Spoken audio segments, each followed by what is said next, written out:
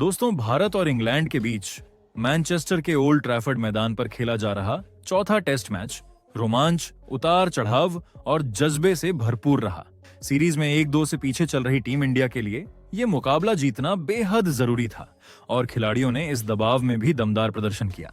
पहले सत्र में ओपनर्स ने शानदार शुरुआत दी, वहीं दूसरे और तीसरे सत्र में इंग्लैंड की वापसी देखने को मिली। साई सुदर्शन की अर्धशतकीय पारी, पंत की चोट और जडेजा शार्दुल की साझेदारी ने मैच को दिलचस्प मोड़ पर लाकर खड़ा कर दिया। जी हां, इस वीडियो में हम आपको आज के खेल का पूरा हाइलाइट्स बताएंगे, तो वीडियो को अंत तक जरूर देखें। और अगर टीम इंडिया के फैन हो तो वीडियो को एक लाइक जरूर करें। इस वीडियो का लाइक टारगेट है 1000 लाइक्स। दोस्तों, आज का दिन बेहद अहम है टीम इंडिया के लिए, क्योंकि भारत और इंग्लैंड के बीच मैनचेस्टर के ओल्ड ट्रैफर्ड मैदान पर खेला जा रहा है चौथा टेस्ट मैच और हालात कुछ ऐसे हैं कि भारत के लिए यह मुकाबला जीतना एक मजबूरी बन चुका है। इंग्लैंड इस 5 टेस्ट मैचों की सीरीज में 2-1 से आगे है और अगर भारत इस मैच को नहीं जीत पाता तो सीरीज हाथ से निकल जाएगी। ऐसे में हर गेंद, हर रन और हर रणनीति अब निर्णायक साबित हो सकती है। सुबह के वक्त मौसम कुछ बादलों भरा था, लेकिन बारिश का कोई खतरा नहीं था। टॉस के लिए जब दोनों कप्तान मैदान पर उतरे, एक तरफ बेन स्टोक्स और दूसरी तरफ शुभमन गिल, तो इंग्लैंड के कप्तान ने टॉस जीतते ही बिना देर किए गेंदबाजी करने का फैसला कर लिया। उनका मानना था कि पिच में नमी है और बादल छाए रहने की वजह से स्विंग गेंदबाजों को मदद मिलेगी। वहीं भारत ने भी इस मुकाबले के लिए अपनी प्लेइंग 11 में बड़ा बदलाव किया। 3 नए चेहरे टीम में शामिल किए गए। करुण नायर को बाहर किया गया और उनकी जगह युवा बल्लेबाज गुसाई सुदर्शन को मौका मिला। इसके अलावा तेज गेंदबाज अंशुल कंबोज को टेस्ट डेब्यू का मौका मिला, जो खुद में एक शानदार कहानी है, क्योंकि घरेलू क्रिकेट में उनकी मेहनत रंग लाई है। और नीतीश रेड्डी की जगह टीम में शामिल किए गए शार्दुल ठाकुर, एक और ऑलराउंडर जिनसे टीम को काफी उम्मीदें होंगी। अब बारी थी पहले सत्र की और भारत के लिए ओपनिंग की जिम्मेदारी एक बार फिर यशस्वी जायसवाल और केएल राहुल ने संभाली।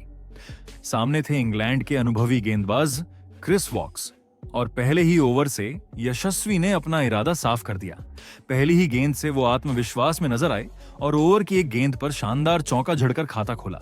इसके बाद तीसरे ओवर में राहुल ने भी कमाल दिखाया। वॉक्स की लाइन को बखूबी पढ़ते हुए ऑफ साइड में एक बेहतरीन ड्राइव लगाकर चौका जड़ा और अपना खाता खोला। दोनों बल्लेबाजों की बॉडी लैंग्वेज से साफ था कि वो सिर्फ टिकने नहीं, रन बनाने भी आए हैं। शुरुआती ओवर्स में गेंदबाजी में स्विंग जरूर थी, लेकिन भारत के दोनों ओपनर्स ने तकनीक और धैर्य का बेहतरीन मिश्रण दिखाया। न कोई हड़बड़ी, न कोई अनावश्यक शॉट। जो गेंदें अच्छी थीं उन्हें सम्मान दिया गया और जो गेंदें ढीली मिली उन्हें बाउंड्री तक पहुंचाने में भी कोई कसर नहीं छोड़ी। जायसवाल का अगला धमाका आया 18वें ओवर में, जब उन्होंने जोफ्रा आर्चर की शॉर्ट गेंद पर रिएक्ट किया। आर्चर ने शॉर्ट ऑफ लेंथ गेंद फेंकी। जायसवाल ने उसे छोड़ने की कोशिश की, लेकिन बल्ला हवा में था। गेंद एज लेकर स्लिप्स के ऊपर से उड़ गई और सीधा चौके के लिए चली गई। जायसवाल उस वक्त जमीन पर गिर चुके थे, लेकिन भाग्य उनके साथ था। गेंद स्लिप फील्डर के हाथों से दूर थी और रन मिल गया। इसके बाद आया वो पल जिसने सभी को झूमने पर मजबूर कर दिया, जब जायसवाल ने इंग्लैंड के कप्तान स्टोक्स की गेंद पर करारा प्रहार किया। गेंद थी ऑफ स्टंप से बाहर, शॉर्ट पिच, और जायसवाल ने क्रीज में उछलते हुए जबरदस्त अपरकट खेला। गेंद हवा में उठी और तीसरे मैन फील्डर के ऊपर से सीधा बाउंड्री लाइन के बाहर जा गिरी। शानदार 6। इस बीच राहुल भी अपनी लय में आ चुके थे। एक छोर से वो लगातार स्ट्राइक रोटेट कर रहे थे और जब भी मौका मिला स्कोर बोर्ड को गति दी। उनके बल्ले से निकले कवर ड्राइव और स्क्वायर कट ने दर्शकों का दिल जीत लिया। धीरे धीरे भारत का स्कोर बढ़ता गया और देखते ही देखते 18वें ओवर में टीम का स्कोर 50 के पार पहुंच गया। दोनों ओपनर्स ने इंग्लैंड के बॉलिंग अटैक के सामने एक मजबूत दीवार खड़ी कर दी थी।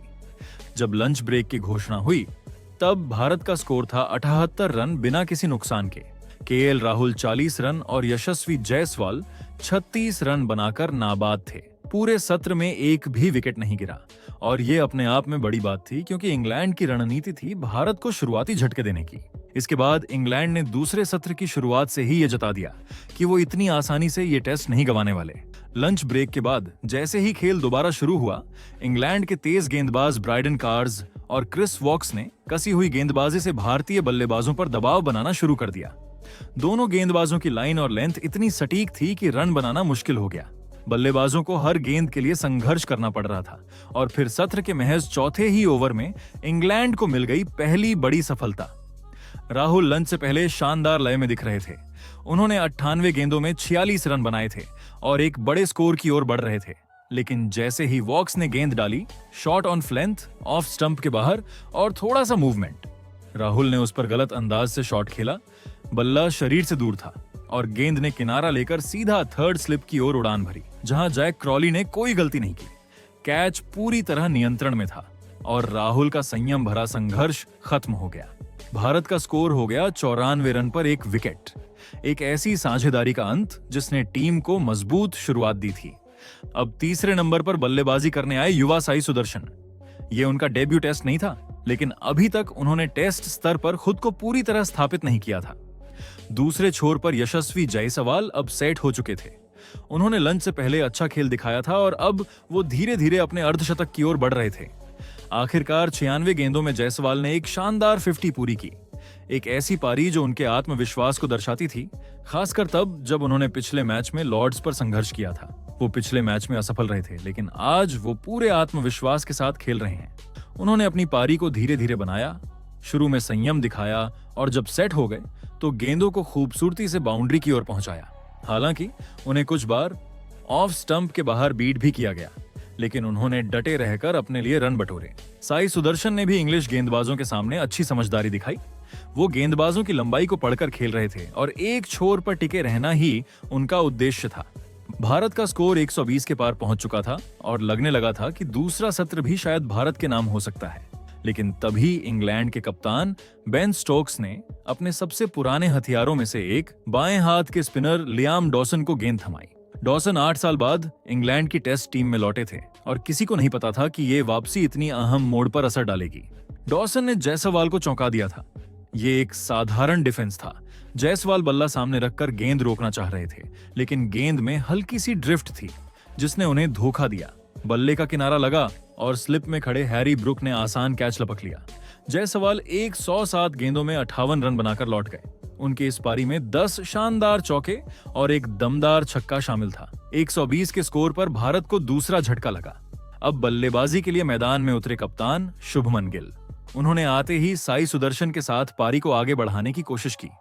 इस दौरान एक बड़ा मोमेंट तब आया जब स्टोक्स की गेंद पर साई सुदर्शन का catch wicket keeper Jamie Smith ने छोड़ दिया।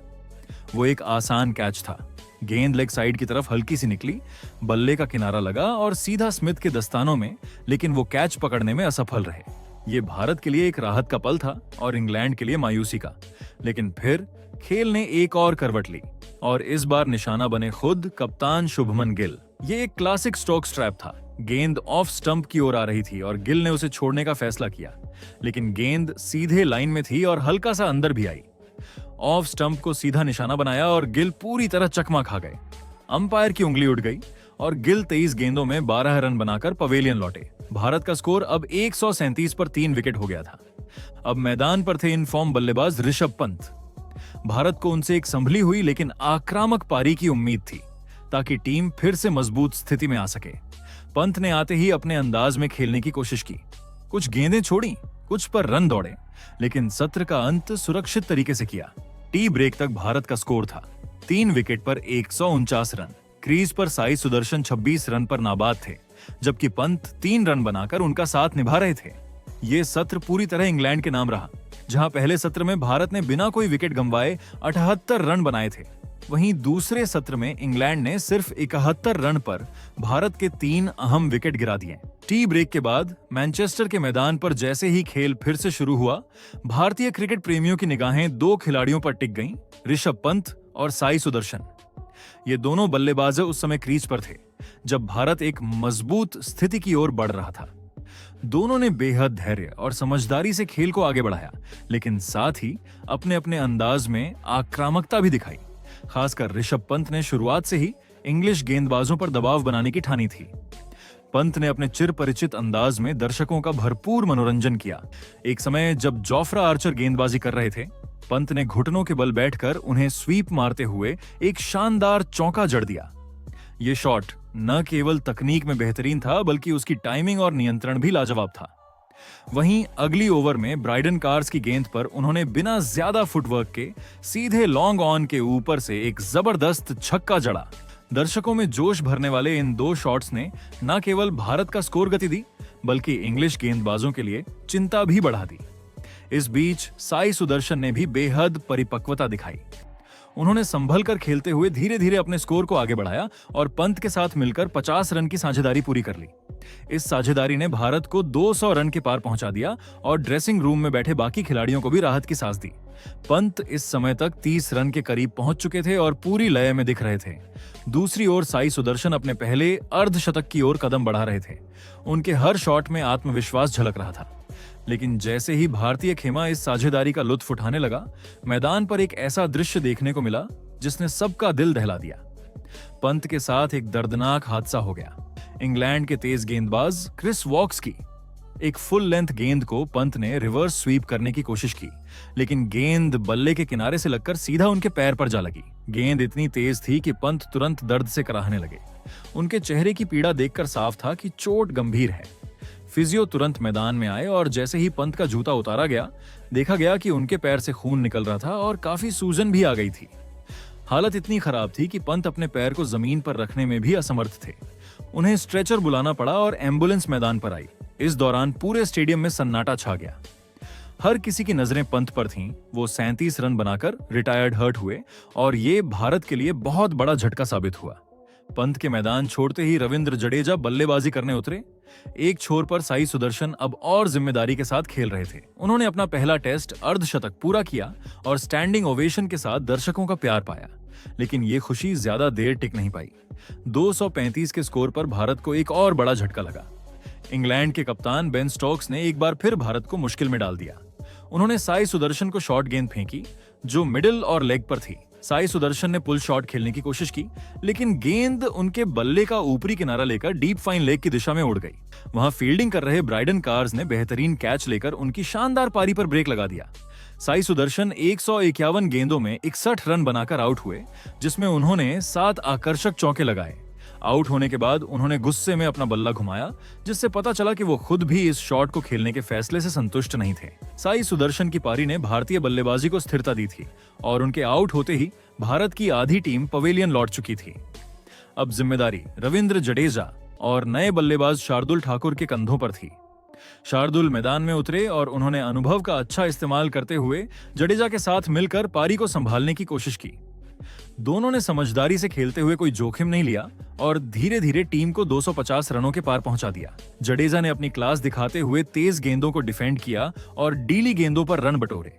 वहीं शार्दुल ने भी भरोसेमंद बल्लेबाजी करते हुए ये साबित कर दिया कि वो सिर्फ गेंदबाजी तक सीमित नहीं है। दिन का खेल खत्म होने तक भारत एक मजबूत लेकिन थोड़ी डावांडोल स्थिति में था।